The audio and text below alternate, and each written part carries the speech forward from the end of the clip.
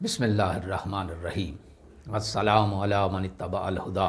ہدایت کی اتباع کرنے والوں کو راحت دو جہاں قرآن چینل کی طرف سے سلام عرض ہے۔ تمام تعریفیں اس پروردگار کی ہیں جو سایہ اور دھوپ کا وزن جانتی ہے۔ لاکھوں درود و سلام ہیں محمد و آل محمد پر۔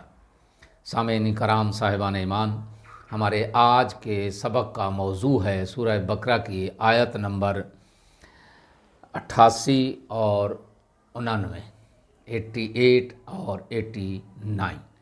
تو آئیے پروردگار کے پاک نام سے اپنے سبق کی ابتدا کرتے ہیں۔ بسم اللہ الرحمن الرحیم۔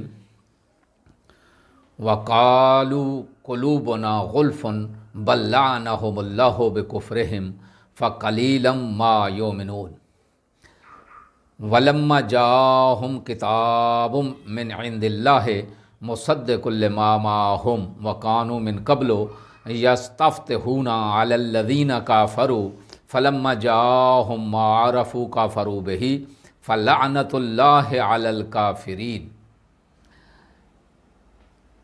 ان کا ترجمہ یہ ہے، اور وہ کہتے ہیں ہمارے دل غلاف میں بند ہیں، نہیں بلکہ ان کے کفر کے باعث اللہ نے ان پر لعنت کر رکھی ہے، بس اب وہ کم ہی ایمان لائیں گے۔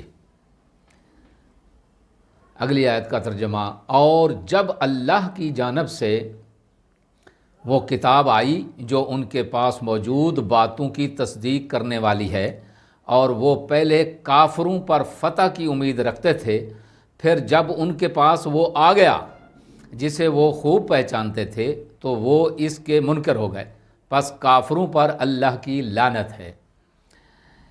ان آیات میں استعمال ہونے والے کلمات کی تشریح یوں ہے کہ پہلا کلمہ ہے غلف۔ غلف کا مطلب ہوتا ہے یہ غلاف یا جلد میں بند۔ غلف غلاف کی جمع ہے۔ اور لعن کا مطلب ہوتا ہے لعنت، غیظ و غضب کی وجہ سے راندہ درگاہ کرنا، اس کو کہتے ہیں لعنت۔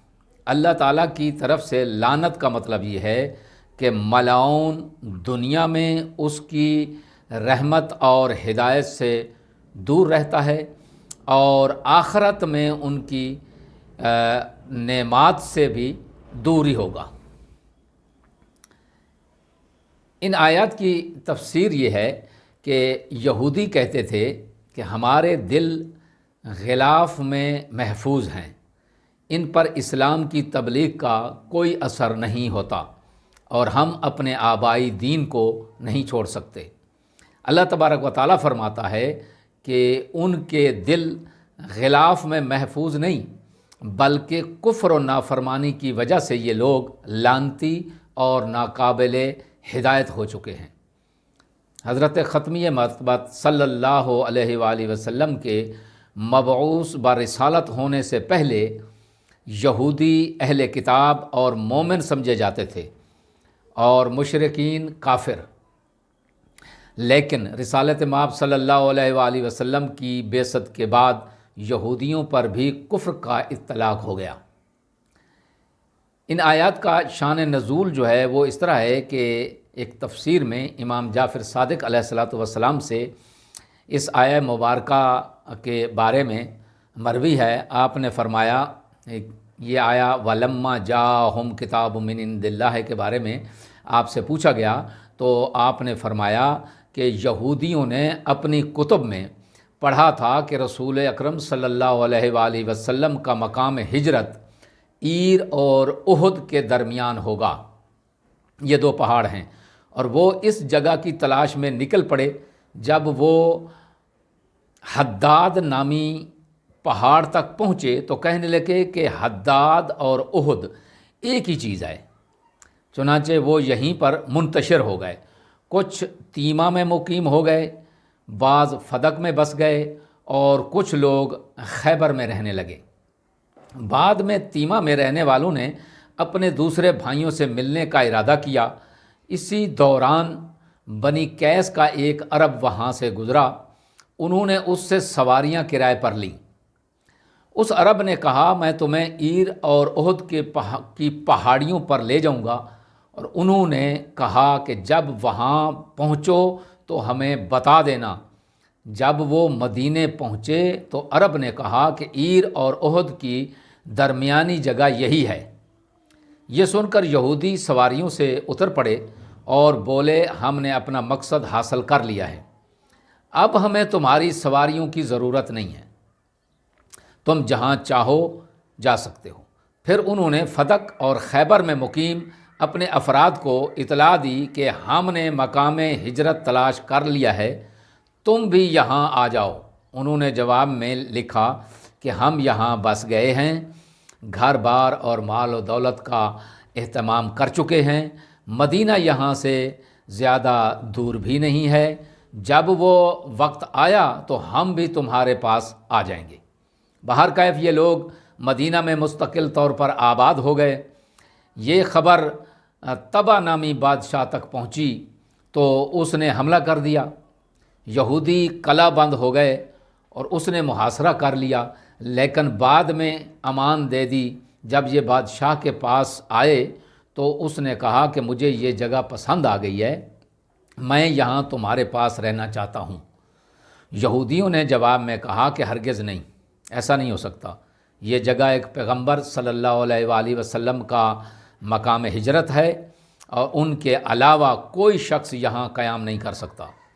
بادشاہ نے کہا کہ میں اپنے خاندان کے کچھ افراد چھوڑے جا رہا ہوں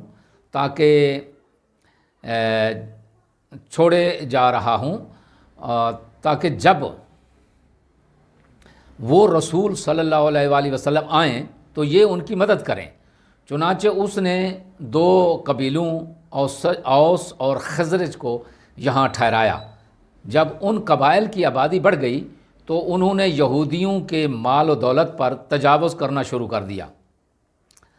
یہودی ان سے کہتے تھے کہ جب محمد مصطفیٰ صلی اللہ علیہ وآلہ وسلم مبعوث ہوں گے تو تمہیں ہمارے علاقے سے نکال بحر کریں گے، لیکن جب پیغمبر اکرم صلی اللہ علیہ وآلہ وسلم مبعوث ہوئے تو اوس اور خزرج ان پر ایمان لے آئے اور انصار مشہور ہوئے، جبکہ یہودیوں نے کفر اختیار کیا۔ چنانچہ وہ کانوا من قبل یستفتحون علی الذین کافروا سے اسی بات کی طرف اشارہ کیا گیا ہے، پہلے یہ لوگ کفار پر فتح کی امید رکھتے تھے، لیکن جب ان کے پاس وہ آ گیا جسے وہ خوب پہچانتے تھے تو اس کے وہ منکر ہو گئے۔ ان آیات میں بیان ہونے والے اہم نکات 3 ہیں۔ پہلا نکتہ یہ ہے کہ انتظار قائم اجل اللہ تعالی فرجک کے لیے عصیان سے بچنا ضروری ہے، ورنہ ظہور منتظر یعنی امام زمانہ علیہ السلام کے بعد گناہگار فیض سے محروم رہ جائیں گے۔ دوسرا اس میں نکتہ یہ ہے کہ اکثریت حق کی دلیل نہیں ہے، اور تیسرا نکتہ یہ ہے کہ حق پرستی کا اعزاز ہر کسی کو حاصل نہیں ہوتا۔ حق پرست افراد کی کمی کوئی عیب نہیں ہے۔ خداوند عالم ہمیں اپنی کلام کی ان آیات میں اور سب آیات میں غور و فکر کرنے کی توفیق عظیمہ عنایت فرمائے۔ وآخر دعوانا ان الحمد للہ رب العالمین۔